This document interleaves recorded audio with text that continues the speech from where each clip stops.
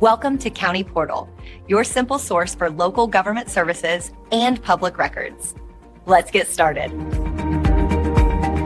With talk of a second Trump administration, the name Tom Homan keeps coming up, often in connection with a massive new immigration enforcement plan. This leads to a critical question: if he's given a top job, will his appointment require Senate confirmation? The answer is not a simple yes or no. It all depends on the specific title and power of the job he's given. Let's break down the possibilities. First, there's the clear yes scenario. If Donald Trump nominates Tom Homan to be the permanent, official director of Immigration and Customs Enforcement, or ICE, or an even higher position like the Secretary of Homeland Security, then he would absolutely need to be confirmed by the Senate.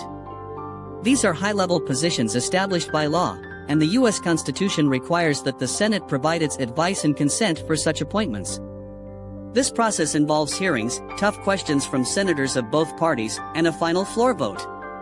Given Homan's controversial past and hardline views, a confirmation battle for a position like this would be intense and politically charged.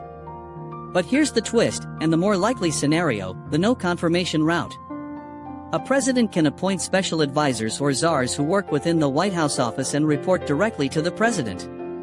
If Trump were to name Homan the border czar or special advisor for deportation operations, this position would almost certainly not require Senate confirmation.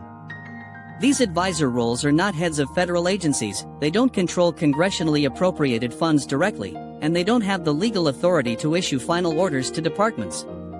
Instead, they coordinate policy and advise the president, who then directs the actual cabinet secretaries. This is a common way for presidents to put a trusted expert in a powerful position of influence without having to go through a difficult confirmation fight in the Senate. There's also a third, temporary option: an acting role. Homan previously served as the acting director of ICE. The Federal Vacancies Reform Act allows a president to temporarily fill a vacant position that normally requires confirmation.